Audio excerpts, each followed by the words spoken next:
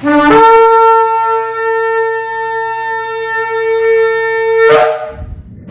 Shalom, está la congregación Beit Finales del sector Candelaria en Arecibo, en la carretera número 2.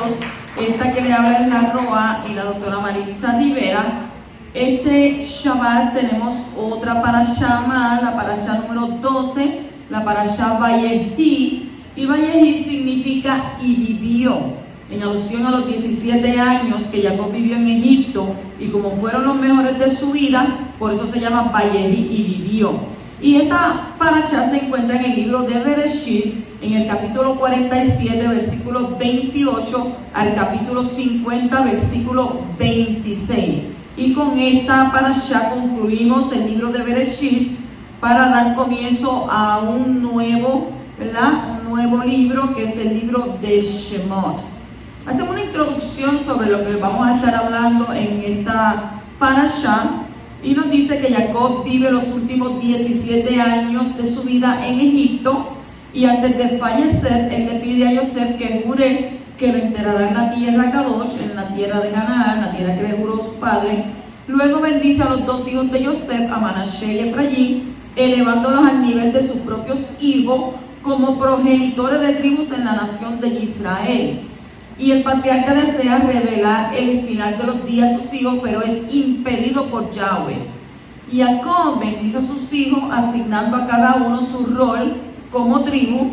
Y en Judá, que producirá líderes, legisladores y reyes, los Coanim, y provendrán de donde, de Leví, sabios de Isahar, navegantes de Zebulún, maestros de escuela de Shimón, soldados de Gad, jueces de Dan, y cosechadores de olivas de Asher.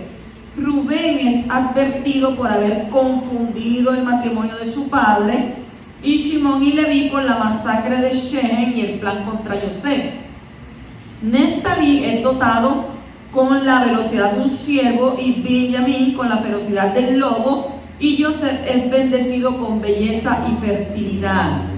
Una gran procesión funeraria consiste en los descendientes de Jacob, los ministros del faraón, los ciudadanos más ilustres de Egipto y la caballería egipcia que acompañan a Jacob en su último viaje a la tierra Kadosh, donde es enterrado en la cueva de Macpela en Hebrón. Yosef también fallece en Egipto a los 110 años. Él también ordena que sus huesos sean llevados de Egipto a la tierra Kadosh, pero esto ocurriría solo con el éxodo, con el Shemot de los israelitas de Egipto, muchos años después. Y antes de morir, Yosef deja a los hijos de Israel el testamento del cual tomarán esperanza y fe en los difíciles años venideros. Y el Yahweh seguramente los recordará y te elevará fuera de esta tierra, a la tierra que prometió a Abraham, Isaac e Israel. Eso es básicamente lo que hay en resumen de estos capítulos, desde el 47 hasta el 50. Comenzamos entonces con el capítulo 47 y el versículo 28, donde dice: Vayehi Jacob be'eret Misraim sheva esre shana. Y Jacob vivió en la tierra de Egipto 17 años. A primera vista resulta superflua la mención explícita de este detalle y al comienzo de la presente sección, porque al finalizar la sección anterior, que fue la parashá Vaigash, el versículo relata que en su encuentro con el faraón, a su arribo a Egipto, Jacob le comunicó a él su edad exacta. Eso está en el capítulo 47, versículo 9 de Bereshit, donde él le dice que tenía 130 años. Y dado que Jacob vivió en total 147 años, según Bereshit 47:28, entonces podemos fácilmente deducir que vivió en Egipto ¿cuánto tiempo? 17 años. Pero como señalan los sabios, ningún detalle de la Torah es irrelevante, y el objetivo central de toda información provista por los relatos de la Torah es extraer de allí una enseñanza pedagógica y didáctica, y lo mismo es aplicable a nuestro caso. El versículo que dice vivió Jacob en Egipto 17 años nos recuerda otro versículo al comienzo de la narrativa sobre Yosef y sus hermanos, según Bereshit capítulo 37:2, donde dice que Yosef tenía ¿cuántos años? 17 años cuando pastoreaba con sus hermanos el ganado. Entonces, de allí derivamos que Yosef era un muchacho de 17 años cuando fue separado de su padre y de su familia por la fuerza y vendido como esclavo a Egipto. Y también que durante 17 años Jacob se consagró a la crianza y educación de su amado hijo, Benjamín. Siendo así, pues resulta que el versículo nos viene a indicar que Yahweh no se desentiende de la recompensa de las mitzvot, de los mandamientos y las buenas acciones que realizamos en nuestra vida. ¿Por qué? Porque Jacob se hizo acreedor a una gratificación acorde de parte de Yosef y de sus hijos, quienes lo honraron y lo cuidaron durante 17 años, proveyéndole todos sus menesteres, retribuyéndole con absoluta ecuanimidad. Y por eso señala el versículo, Jacob vivió 17 años, porque esos 17 años que Jacob residió en Egipto, sus últimos 17 en este mundo, Jacob vivió rodeado del afecto de los suyos y fueron realmente 17 años de vida para él, no 147, sino que esos 17 fue lo que él vivió. ¿Con qué? Con gratificación de parte del Poderoso a través de su hijo Yosef. Continuamos en el capítulo 47 y versículo 29, dice en hebreo: Baasita y Madi Bemet Anatik Bereni Bemitzraim. Trátame con benevolencia y lealtad, por favor, no me sepultes en Egipto. Resultan llamativos los profundos lazos sentimentales que establecieron los tres patriarcas con su patria. Abraham no salió de la tierra sino en época de ¿qué? De carestía, de necesidad. Y cuando envió a su mayordomo al extranjero en busca de una novia para su hijo, le hizo jurar que no llevaría a su hijo allí. ¿Qué hijo? Isaac, según Bereshit 24:6. Y Isaac no salió jamás de los límites de la tierra que le fuera prometida a sus descendientes. Y su hijo Jacob, que se vio 2 veces la necesidad de salir al extranjero por periodos prolongados, no se olvidó al final de sus días de hacerle jurar a Yosef que no lo enterrase en Egipto. O sea que ellos tenían que una afinación con la tierra prometida. Entonces los tres patriarcas del pueblo revelaron un profundo amor por su tierra, y los actos de los padres deben servir como antecedente y catalizador para los hijos. Que uno sienta afecto por aquello que le pertenece, o sea, es parte de la condición humana.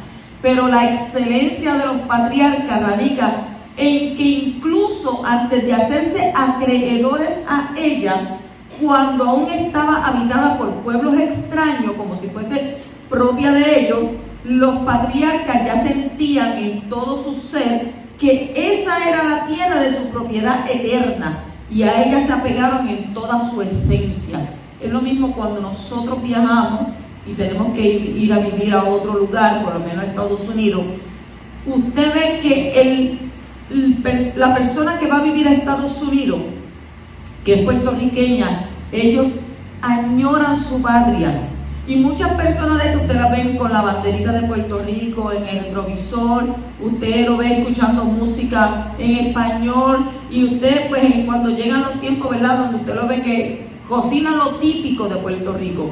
¿Por qué? Porque añoran regresar al lugar de donde ellos salieron, de la isla. Entonces, estos patriarcas, ellos añoraban, ellos amaban estar ¿en qué? En la tierra Kadosh, en la tierra prometida. Continuamos en el capítulo 48, versículo 2. Vayhasek Israel, Vayeshev al Hamitá. Se fortaleció Israel y se sentó en la cama. Jacob no sabe cuándo morirá, pero al sentirse desfallecer sus fuerzas, quiere hablar con su hijo bien amado y bendecirlo antes de su muerte. Y en efecto, cuando José viene con sus hijos, Jacob saca fuerza, porque dice, se esforzó Israel y se sentó en el lecho. O sea, que el amor por José parece darle vigor en los últimos momentos de su vida, y después bendecirá entonces ¿a quién? A todos sus hijos. Y Jacob saca fuerza porque dice, se esforzó Israel y se sentó en el lecho. Entonces, este hijo se puede notar cuánto él lo amaba, ¿verdad? Porque era hijo ¿de quién? De la mujer que él amaba. El amor por José era en los últimos momentos de su vida, le pudo añadir esa fuerza para él poder sentarse y hablar y dialogar con él. Entonces después bendecirá a todos sus hijos en lo sucesivo, que serán llamados ¿qué? Las tribus de Israel, las 12 tribus de Israel. Después que él le bendijo, de ahí salen las 12 tribus de Israel. Continuamos en el capítulo 48, versículo 5, dice, empero ahora, tus 2 hijos, los que te han nacido a ti en la tierra de Egipto, antes de mi llegada a ti, a Egipto, para mí habrán de ser Efraín y Menashe, como Rubén y Shimón serán para mí. Al considerar Jacob a Efraín y a Menashe, hijos de José, como Rubén y Shimón, él les está otorgando el derecho de primogenitura, ya que de acuerdo a las normas vigentes y que más tarde serán sancionadas por la misma Torá, el primogénito recibía 2 partes de la herencia paterna. Y este comentario está basado en Primera de Crónicas, capítulo 5, versículo 1, para que usted lo pueda ver ahí, donde vemos que la primogenitura de Rubén fue dada a los hijos de José, hijos de Israel. En el capítulo 48, versículo 8 al 9 dice, cuando Israel vio a los hijos de José, dijo, ¿quiénes son estos? Y José respondió a su padre, son mis hijos, los que Elohim me ha dado aquí. Y él dijo, acércalos a mí, te ruego para que yo los bendiga. ¿Por qué Israel quiso adoptar a los hijos de José? ¿Sabemos por qué? Israel estaba enfermo y estaba cerca de morir, y sus ojos físicos estaban oscuros, pero sus ojos espirituales estaban abiertos. Cuando José se enteró de que su padre estaba enfermo, entonces él se fue a visitarle con sus 2 hijos. Jacob había recibido promesa de tener muchos hijos, pero Rahel se le había muerto, y él pensaba que no era suficiente tener 2 hijos de ella. Entonces por eso tomó la decisión de adoptar a los 2 hijos de José como sus propios hijos, dándole el mismo estatus que a Rubén y Shimón. Entonces durante más de 20 años Israel pensaba que José estaba muerto. Sin embargo, en ese tiempo le nacieron los 2 hijos, Efraín y Menashe, en el mundo gentil, por una madre procedente de los gentiles que había abrazado la fe de Israel. El nombre José significa añadirá. Y por medio de él se añadirían más hijos a Israel en el tiempo de su ceguera y de su enfermedad. Entonces, cuando Israel estaba a punto de adoptar a los hijos de José como sus propios hijos, preguntaba quiénes eran, para estar seguro de lo que estaba haciendo. ¿Para qué? Para que no pasara lo mismo que pasó cuando él engañó a su padre y se llevó la bendición. Entonces luego le pidió a José que los acercara para que los pudiera bendecir. Todas estas cosas tienen una proyección profética para los últimos tiempos. José representa al Mashiach, hijo de José, que Israel ha considerado muerto durante 2000 años. Y en ese tiempo han nacido muchos hijos del Mashiach entre los gentiles. Mayormente están en el mundo cristiano y por eso aprendieron tanto la vida gentil como parte de la fe de Israel. En los últimos tiempos los hijos de Yahshua se han acercado a la fe de Israel, que es el judaísmo, y especialmente durante la gran tribulación que Israel y el mundo pasarán.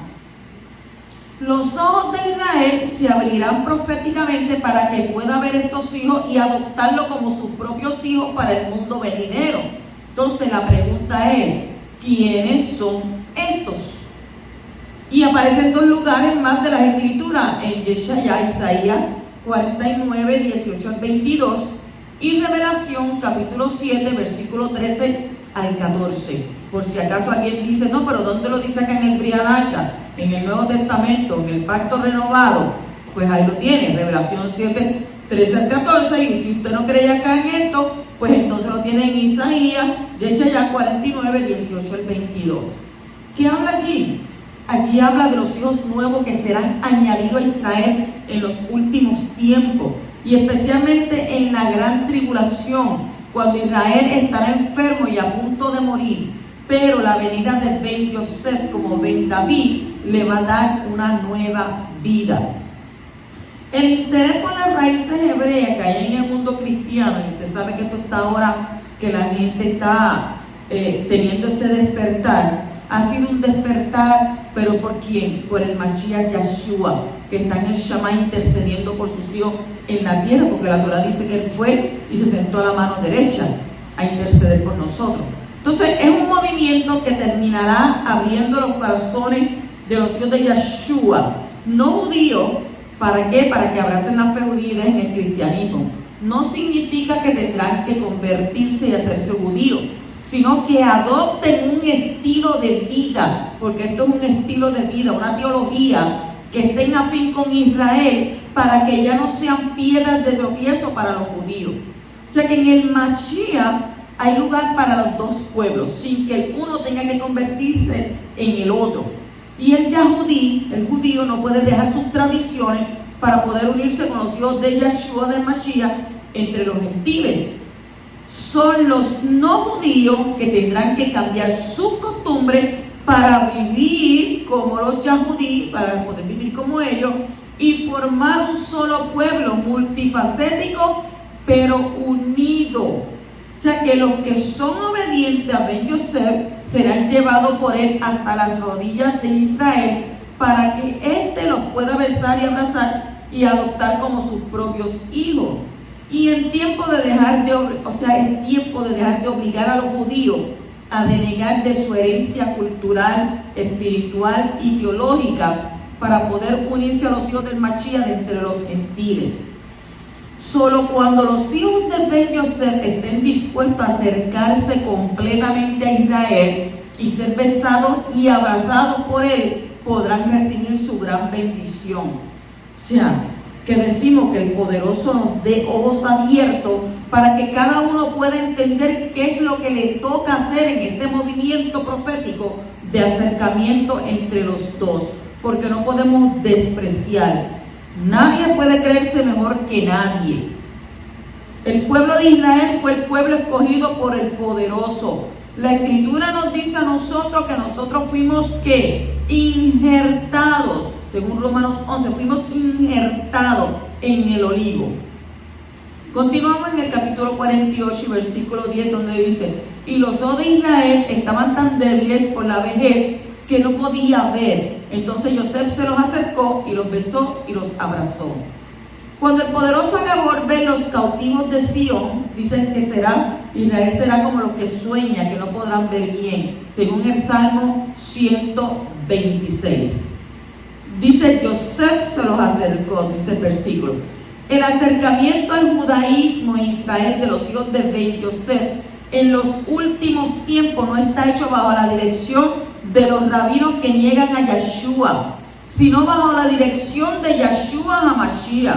¿Por qué? Porque hay personas que niegan a Yeshua con el fin de obtener aceptación dentro del judaísmo tradicional y hacer Aliyah y Israel. Nosotros no estamos llamados a esto. Ellos han salido de lo que enseña la Torah para estos tiempos. Y según la Torah, Yosef es el que se acercará a sus hijos a Israel en los últimos tiempos, no Yehudá. Entonces, solo el movimiento dirigido por Yeshua resultará en el cumplimiento de estas profecías. Los que buscan el reconocimiento de los hombres van a ser avergonzados. Y el que busca ser dirigido por Yeshua va a llegar allí a Israel y va a ser abrazado y besado. Entonces, hay dos ejes principales en Israel. ¿Cuál es? Yehudá y Efraín. Alrededor de estas dos tribus gira toda la historia de salvación, no solamente alrededor de los judíos, sino también alrededor de los descendientes de Efraín, que fueron totalmente asimilados entre los gentiles después de la invasión asiria en el año 722 antes de la era común o antes de Mashiach. Entonces, Efraín es la tribu más importante de las 10 tribus que constituyeron el reino del norte, la casa de Israel. Y por eso Efraín representa al resto de las 10 tribus. Y en los últimos tiempos, Efraín será reunido con Yehudá para ser un solo pueblo bajo el gobierno del Mashiach, como está escrito en el libro de Ezequiel, capítulo 37, versículo 15 al 28. Lea para que se instruya, para que usted vea lo que dice la escritura. Capítulo 48, versículo 14. Dice: pero Israel extendió a su derecha y la puso sobre la cabeza de Efraín, que era el menor, y su izquierda sobre la cabeza de Manasés, cruzando adrede sus manos, aunque Manasés era el primogénito. ¿Quién está abierto para seguir al Creador en lo que se sale de lo común? Porque hace cosas que a veces uno no las entiende. Entonces, Efraín fue puesto sobre su hermano mayor por orden del Shammai, por orden del cielo. Israel sabía muy bien lo que hacía al cruzar sus brazos. Fue elegido ¿por quién? Por el Ruach del Poderoso a hacer lo que él estaba haciendo. Entonces, la mano derecha fue puesta, allá es lo que me están viendo, va a ser la izquierda, pero la derecha, fue puesta sobre el que no solamente iba a recibir una doble porción de terreno en la tierra prometida, sino también se iba a convertir en la principal tribu de las 10 que compondrían el reino del norte después de la división de la nación, según Primera de Reyes, capítulo 11, Aleph Melahim, capítulo 11. Entonces, de esa manera, Efraín llegó a tener un papel muy importante en Israel. Las dos tribus más importantes, ¿cuáles son? Yehudá y Efraín. Y dijimos ahorita que alrededor de estas dos tribus es que gira todo el plan de salvación que tiene el poderoso para el mundo. Y aunque la salvación viene de los Yahudí, como dice Yohanan, Juan 4:22, nuestra salvación viene de los judíos, le dijo aquella mujer samaritana. Efraín juega un papel muy importante en el proyecto de redención del mundo perdido. Entonces, hoy vamos a pararnos a pensar otra vez en la verdad de que la dirección del Ruach de Yahweh va por encima del orden natural. Lo más lógico hubiera sido que Manasés recibiera la primogenitura. Por eso la mano derecha debería haber sido puesta sobre él. Por eso que le dijo José: no, pero tú estás equivocado. Y se lo dijo molesto: no es sobre este. Pero Abba quiso cambiar el orden de lo natural para hacer algo sobrenatural. Y es muy fácil seguir el rumbo natural de las cosas y hacer lo que siempre se ha hecho o lo que hemos aprendido que se debe hacer. Sin embargo, cuando el Ruach del Abba Kadosh está en acción, es muy posible que las cosas cambien en vez en cuando. Por esto hay que estar abiertos espiritualmente para toda clase de cambio en lo que debería ser normal. Porque cuando uno camina con el poderoso, debe estar preparado para cualquier sorpresa que se sale de lo común. Porque Abba hace las cosas como Él quiere. Él habita y Él abriga lo sobrenatural. Entonces, que el Creador nos ayude a tener las mentes abiertas para cualquier cambio de lo rutinario, para hacer que su Ruach pueda crear cosas nuevas en y a través de nosotros. Continuamos en el capítulo 48, versículo 15 al 16. Y bendijo a José y dijo: el Elohim delante de quien anduvieron mis padres, Abraham y Isaac, el Elohim que ha sido mi roé, mi pastor toda mi vida hasta este día, el Malach, el ángel que me ha rescatado de todo mal, bendiga a estos muchachos y viva en ellos mi nombre y el nombre de mis padres, Abraham y Isaac, y crezcan para ser multitud en medio de la tierra. Esta bendición, junto con la adoración sobre el bastón, son las únicas cosas que fueron destacadas de la vida del patriarca. Según en Hebreos 11, que es el capítulo de los héroes de la fe, ¿qué fue tan especial en esta bendición? ¿Por qué este acto constituye una de las mayores obras de fe que se han producido en toda la historia humana? Toda la vida de Jacob había sido ¿qué? Una lucha fuerte. 37 años de su vida pasó fuera de la tierra de la promesa, y allí nacieron todos sus hijos menos uno. Y Jacob tuvo muchos peligros en su vida, y de todos estos peligros él fue ¿qué? Guardado, y en medio de sus luchas él fue bendecido. O sea que este mismo poder guardador y protector de Yahweh fue el que ahora se transmitió a los hijos adoptados.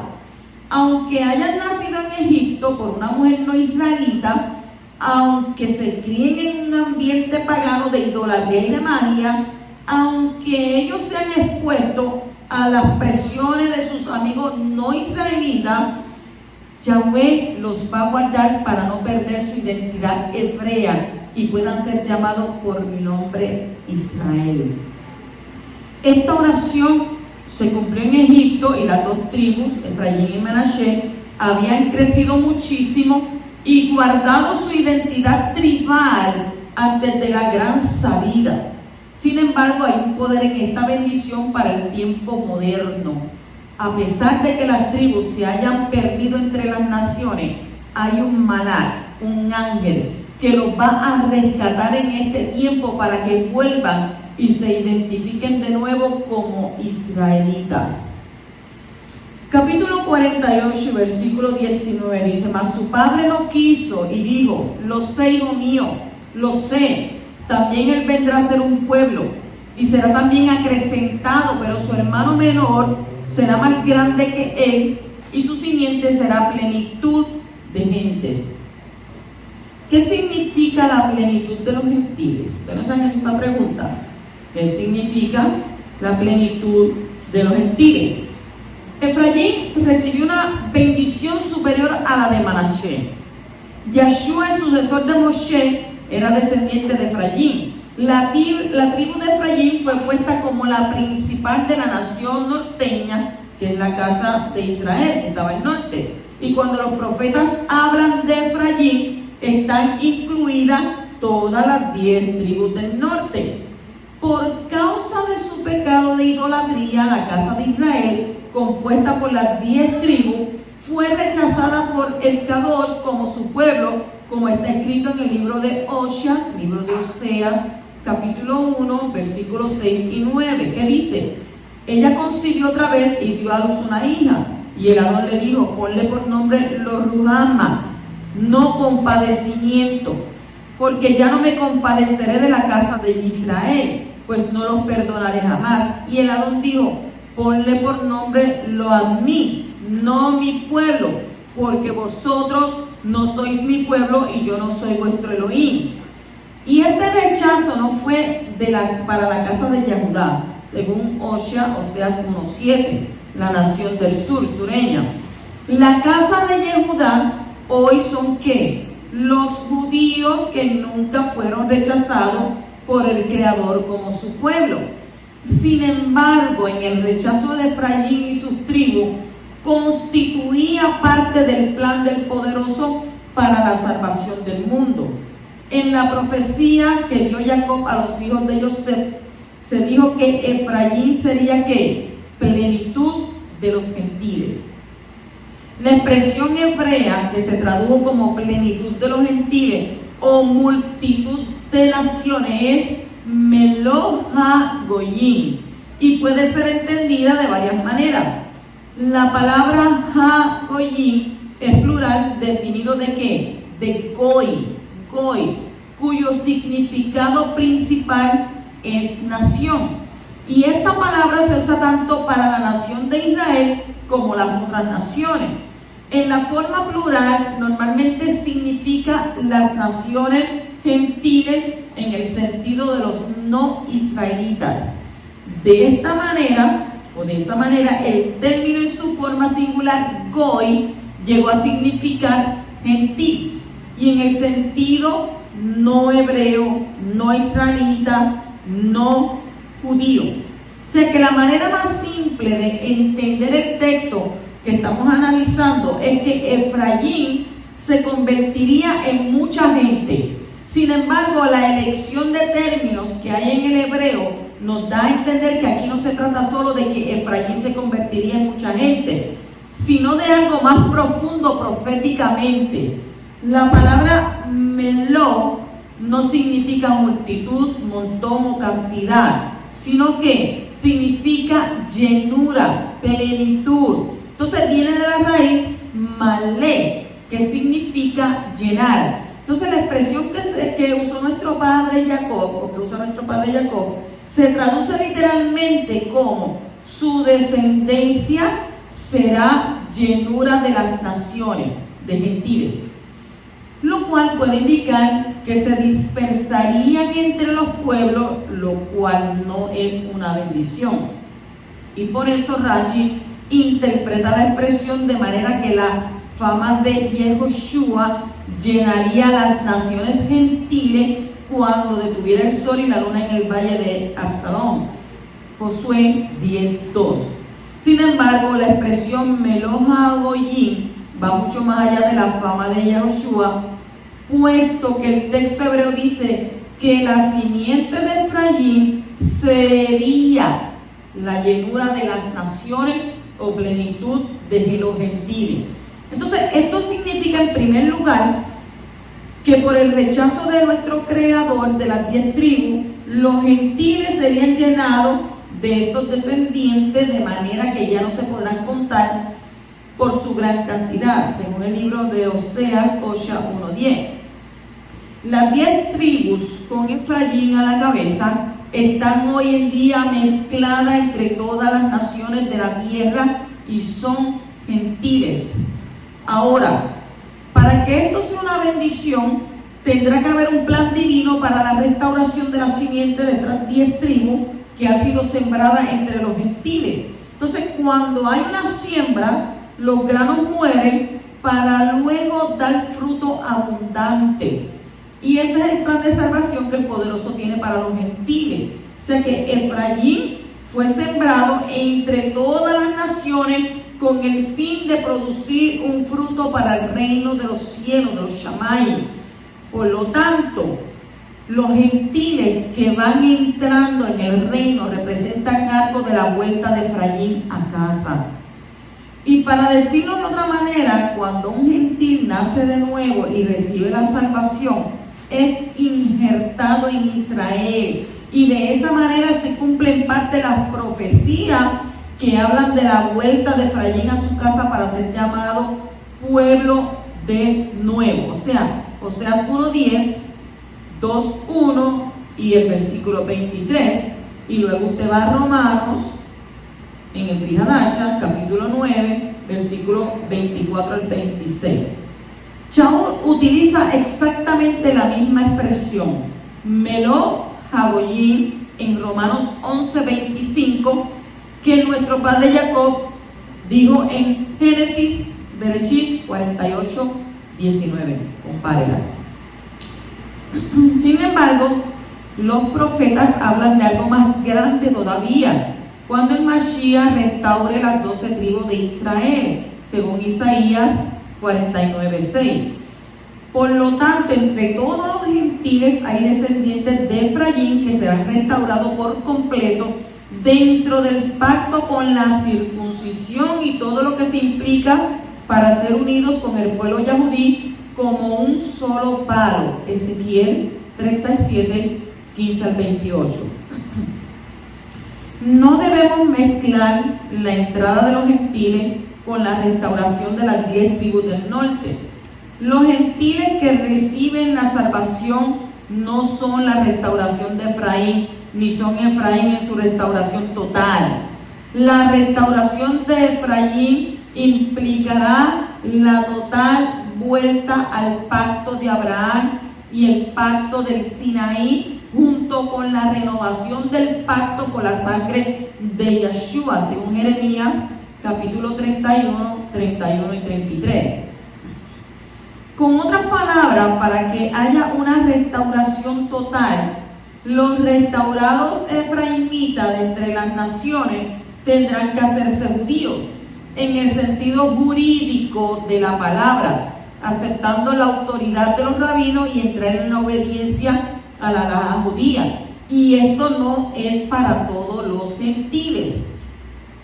En la profecía de Ezequiel, capítulo 37, versículo 19, se puede entender el texto hebreo de manera que Yahweh dará al palo de Yehudá el papel de estar sobre el palo de Efraín, y dice que así entonces se van a unir los dos palos. Y esto nos enseña que el movimiento efraimita que viene del Shammai no puede crearse separadamente de los judíos sin someterse a la autoridad de los dirigentes judíos. El trabajo del Mashiach es ¿cuál? Unir a los dos pueblos. Y un movimiento que los separe no puede venir de él. Y como hemos dicho antes, el gentil es el que tendrá que adaptar su estilo de vida con el yahudí y no al revés, porque ellos fueron llamados, ¿verdad? Primero. Entonces que el poderoso cumpla su plan de salvación con todas las naciones y que podamos ver la restauración de las 12 tribus de Israel pronto y en nuestros días. ¿Y cuántos dicen amén? Capítulo 48 y versículo 20 dice: y los bendijo aquel día diciendo: por ti bendeciré a Israel, diciendo que Elohim te haga como Efraín y Manashe. Y así puso a Efraín antes de Manashe. Esta bendición nosotros la pronunciamos en cada Kabbalah Shabbat, en la recepción del Shabbat, cuando el padre bendice a sus hijos varones en la mesa del Shabbat. Los yahudíes hacen lo mismo, y al poner sus manos sobre la cabeza de cada uno de ellos pronuncia estas palabras: Yesimha Yahweh que Efraín Behim Menashe. Entonces, ¿por qué estos dos hijos de Yosef fueron puestos como ejemplo para todos los hijos de Israel? Podemos destacar varias razones de esto. A pesar de que el menor fuera puesto sobre el mayor, nunca hubo riña entre ellos. La Torah no habla de que ellos estuvieron en pelea como estuvieron los hermanos de Yosef. Y lo otro es que a pesar de ser criados en un ambiente de paganismo, un ambiente de maya, porque saben que lo más que había allí era magos alrededor del faraón, ellos nunca perdieron la fe en el Elohim de Israel. ¿Por qué? Porque su identidad israelita o las instrucciones de sus antepasados, ellos lo mantuvieron. Y entonces, a pesar de haber nacido y vivido toda la vida fuera de la tierra de Israel, nunca perdieron la esperanza de volver a la tierra de sus padres. Y estas son dos grandes ejemplos para todos los hijos de Israel. Y cuando venimos a ver hoy en día, mucha gente que dice ser creyente, que muchas personas que han recibido esta verdad, que escucharon sobre las raíces hebreas, cuando llegan estas fiestas paganas, ahí pierden su identidad. ¿Por qué? Porque no hacen como hicieron los hijos de Yosef. Aunque ellos fueron criados en ese ambiente, todos nosotros fuimos criados en un ambiente pagano, porque nosotros celebramos aquí hasta la muerte del lagartijo. Fiestas que no se sabe ni por qué se celebran. Aquí el puertorriqueño todo lo celebra. Entonces, ¿qué sucede? Ellos se criaron en ese ambiente pagano. Pero ¿qué pasó? Ellos nunca perdieron la fe en el Elohim de Israel. Lo mismo debe pasar con nosotros, que no importa lo que estén celebrando, que si la fiesta de las máscaras, que si la Navidad, que si despedida de año, que si Año Nuevo, que si los Reyes, que si las octavitas y que un chispito más. Hay que celebrar todo eso. ¿Por qué? ¿Dónde está en la Torah que hay que celebrar todo eso? Porque lo único que yo he visto en la Torah es que nosotros como pueblo del Creador tenemos que celebrar en lo que está en Levítico capítulo 23, las fiestas del poderoso. Porque somos un pueblo separado, un pueblo escogido, un pueblo apartado para Abacados. ¿Cómo Abacados va a enviar a su hijo a venir a recoger un pueblo pagano, un pueblo que no celebra las fiestas de él, un pueblo que cuando llega el mes de diciembre, cuando llega el mes de enero, se apartan, se olvidan, se sacan de los oídos, de su corazón, todo lo que dice la Torah y se van a celebrar?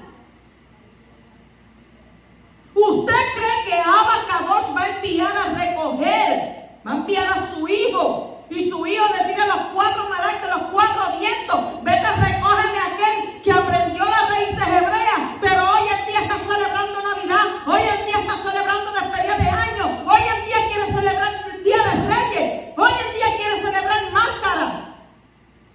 ¿Qué clase de pueblo Kadosh es el que Abba busca? Aquel que guarde sus mandamientos, aquel que aunque usted vea a su alrededor, que pasan 20,000 cosas, 20,000 fiestas, nada lo mueve, nada lo motive, sino que la única motivación es estar siempre en la presencia del poderoso de Israel. Porque Él nos escogió desde el principio, y Él nos dio libre albedrío, y Él te dijo, mío eres tú porque yo te escogí, y yo te amo a ti como la niña de mis ojos.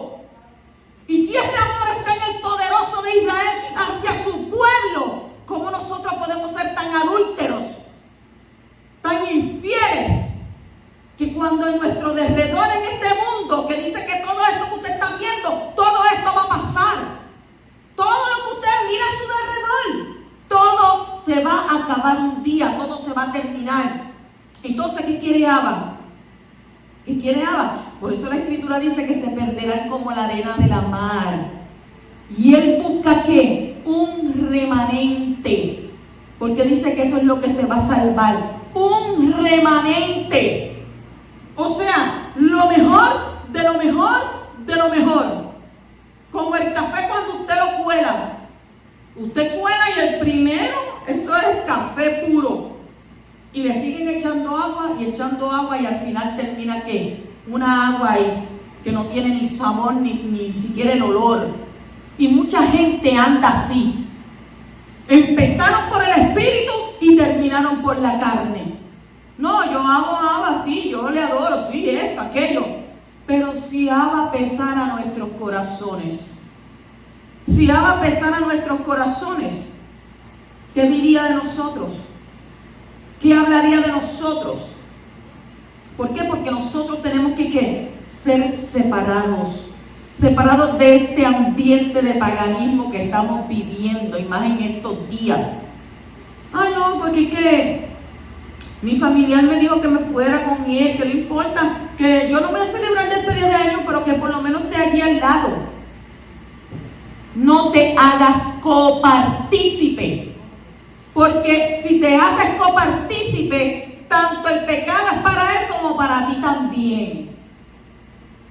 Entonces, si tú sabes a quién tú has escogido, porque en un momento dado tú dijiste, yo te voy a seguir, Abba Kadosh, a través de tu hijo Yeshua, ten gesed, ten misericordia de mí, porque yo en mi corazón dije que te quiero amar hasta el final de mis días. Hasta el final de tus días, hasta el final de que venga Papá Noel o que venga el viejo Krampus ese, y usted, ay sí, voy a ir a celebrar día de Navidad, porque ya no es día de Navidad, ya no es nacimiento del niño, ahora es nacimiento de ¿qué? De ir a sentarte allí porque Papá Noel llega por la chimenea, aunque en Puerto Rico no hay chimenea, yo no sé por dónde se va a meter. Entonces ahora, como ya no hay mucho auge con esto, pues entonces ahora le tienen la esposa de Papá Noel también. Seamos creyentes de una sola pieza. Si usted entiende que usted se ha enfriado en las cosas de Abba, oiga, no se vaya a ser infiel a lo que usted dejó atrás.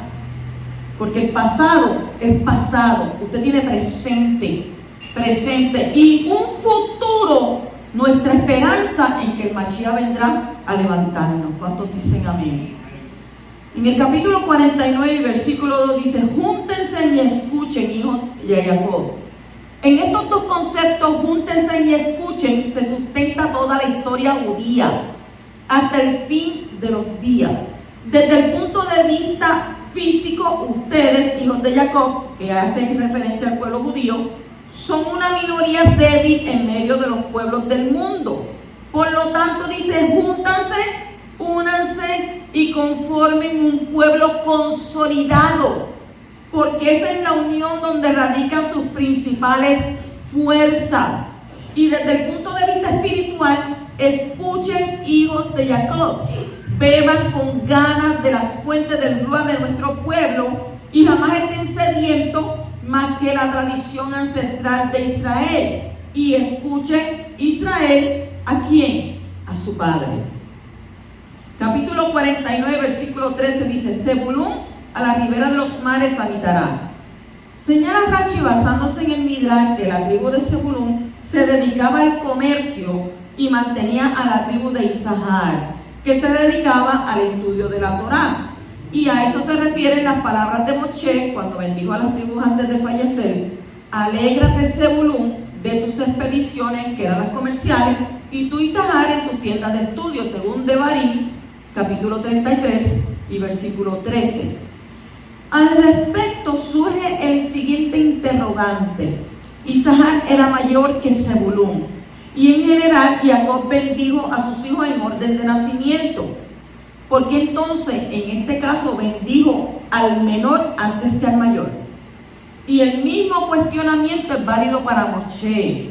¿Por qué? Porque en su bendición a las tribus mencionó a Zebulún antes que a Isahar. O sea, sucesión que no responde al orden citado cronológico. Entonces lo explica el sabio Caro, que dice: el patriarca Jacob y el líder Moshe mencionaron intencionalmente al menor Zebulún antes que al mayor Isahar, para señalarnos la gran recompensa de Zebulún, que se dedicó ¿a qué? Al comercio marítimo, a fin de permitir que su hermano Isahar pudiese consagrarse al estudio de la Torá, libre de toda preocupación por el sustento. Y de ello inferimos que la recompensa de quienes apoyan a los estudiosos de la Torá es mayor que la de los estudiosos mismos. ¿Por qué? Porque la provisión del Poderoso va a estar con usted. Capítulo 49, versículo 14 y 17. Mire esto que es interesante. Isahar es un burro, Adán una serpiente. Imagínese usted, Isahar bujo y Dan serpiente. Entonces, ¿quién entiende bien las palabras? Jacob bendijo a cada uno de sus hijos con una bendición particular. Cuando llegó allí Isahar y Dan, les llamó burro y serpiente. ¿Cómo reaccionarías tú si tu padre te dijera burro, que seas una serpiente? ¿Te ofenderías? ¿Por qué te ofenderías? ¿Por qué tu padre te llamó burro y serpiente? Pero en el caso de la bendición de Jacob fueron palabras proféticas traídas del Shammai. Así que, ¿cómo te sentirías si el cielo te dijera burro y serpiente? ¿Qué clase de bendición sería eso? Sí, pues uno estaría ¿qué? Uno sería ofendido. Y por eso es que porque estaría dando un sentido negativo y ofensivo a las palabras burro y serpiente. Y vamos a ver esto ahora. Muchas personas usan nombres de animales para ofender a otras. Cuando alguien no sabe algo, no lo entiende, este es más burro. ¿Qué clase de burro tú eres? Entonces, palabras como cochino, este es más cochino, este es un burro, este es un perro, este es un cerdo, este es un mono. Y muchas palabras así son utilizadas para ofender. Pero en ese caso se está haciendo una comparación entre la conducta del hombre con la de cierto animal. Y entonces se fija en lo negativo aplicándolo a una persona para hacerle daño. Si la persona que recibe la ofensa es sensible, o si tiene un complejo de rechazo, de inferioridad, esta persona va a ser muy dañada por esas palabras. Entonces es como echar sal en sus heridas emocionales. Como yo siempre he dicho, caras vemos y traumas psicológicos no sabemos. Sin embargo, la comparación podría ser positiva en lugar de negativa. Todo depende del sentido que se da a las palabras. El burro era el animal que se utilizaba en la época de los patriarcas como el medio de transporte y de carga. pero si usted le dice burro a alguien hoy en día, lo va a tomar de otra manera. En esa época era el medio de transporte. Entonces era un animal muy útil para todo tipo de quehaceres. El burro es uno de los mejores siervos que el hombre ha tenido a lo largo de su historia. En cuanto a la serpiente, era algo muy positivo para la defensa contra los enemigos. Así que las palabras de nuestro padre Jacob a sus hijos eran solamente palabras positivas y constituyen grandes bendiciones que estoy segura que ellos las entendieron en ese momento. Pero nosotros las vemos como negativas, las vemos como mal. Mira para allá que le dijo burro, que le dijo serpiente. Pero en ese tiempo ellos entendieron que eso eran bendiciones para ellos. ¿Qué nos enseña esto? Esto nos enseña que las palabras pueden tener diferentes significados en diferentes personas, en diferentes culturas, tiempos y contextos. Por lo tanto, cuando leemos las Escrituras es muy importante que no intentemos entender las palabras hebreas según el contexto moderno ajeno a la cultura hebrea antigua. La mayoría de las falsas doctrinas y las malas interpretaciones de las Escrituras dependen de la falta de conocimiento del significado de las palabras en su contexto. Por eso dicen que cogen el contexto y el texto y hacen un pretexto. Entonces, aunque los traductores de la Escritura han intentado con toda su buena intención, ¿verdad?, traspasar a otro idioma y cultura, conceptos que fueron escritos y entendidos en culturas e idiomas muy diferentes, siempre se introducen errores y malos entendidos en las traducciones, y esto es inevitable. Y otro aspecto que hay que tener en cuenta es la plataforma teológica desde la cual se lee, se interpreta y se traduce las palabras divinas.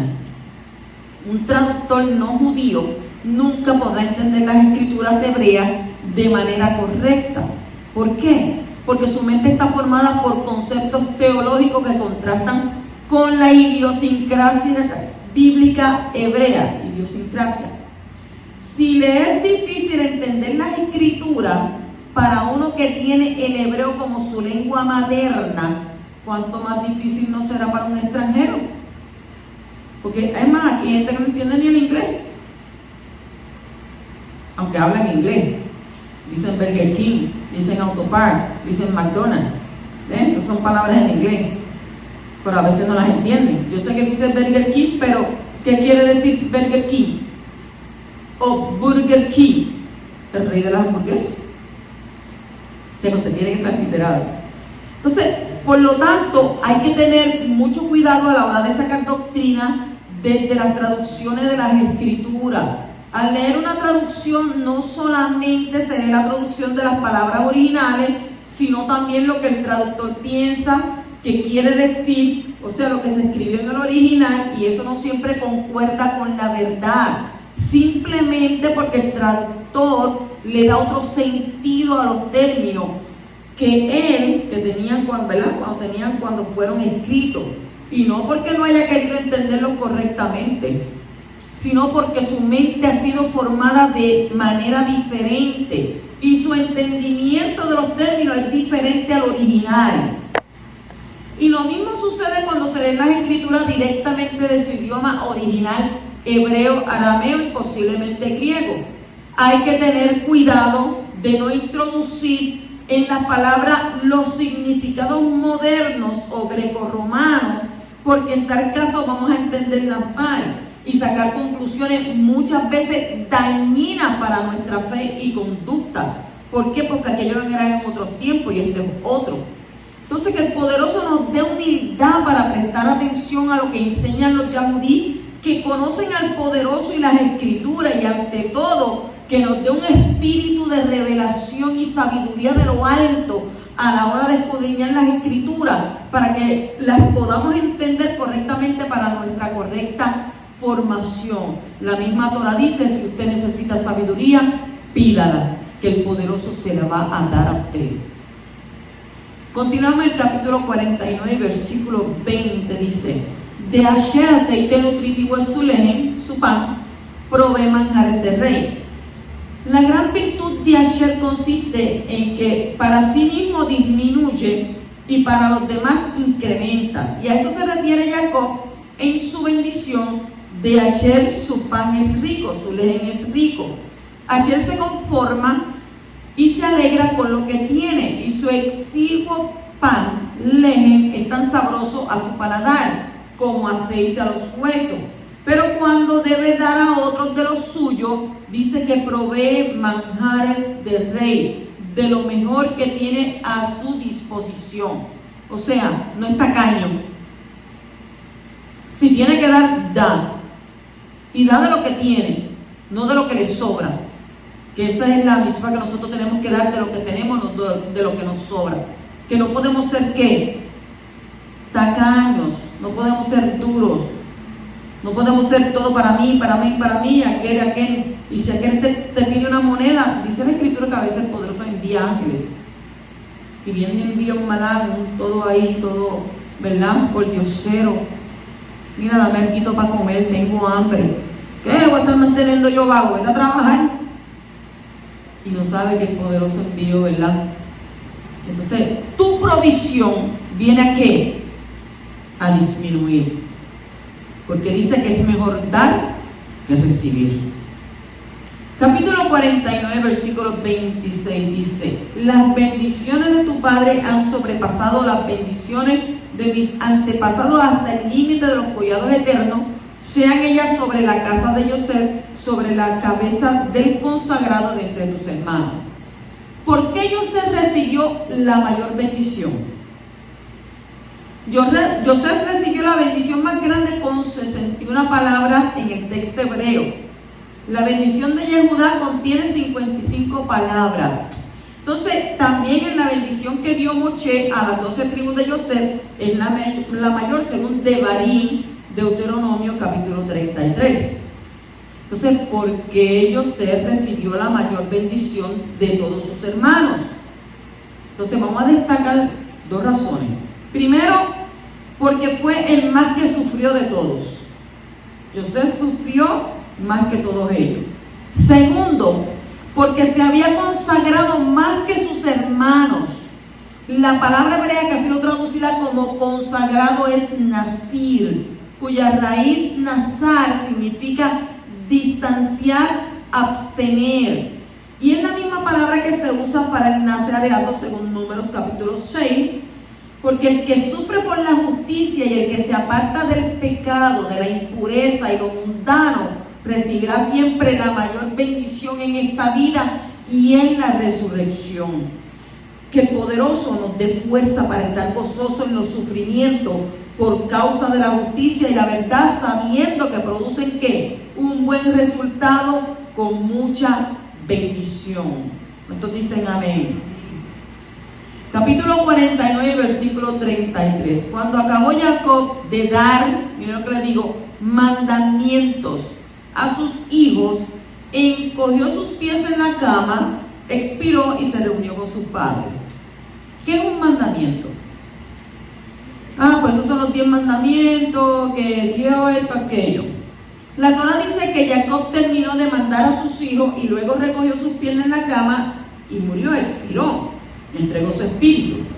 La palabra que fue traducida como dar mandamiento es letzavot, que tiene la misma raíz que mitzvah, mandamiento en singular, y mitzvot, mandamientos en plural. El significado de la raíz sabá es constituir, mandar, ordenar, encargar.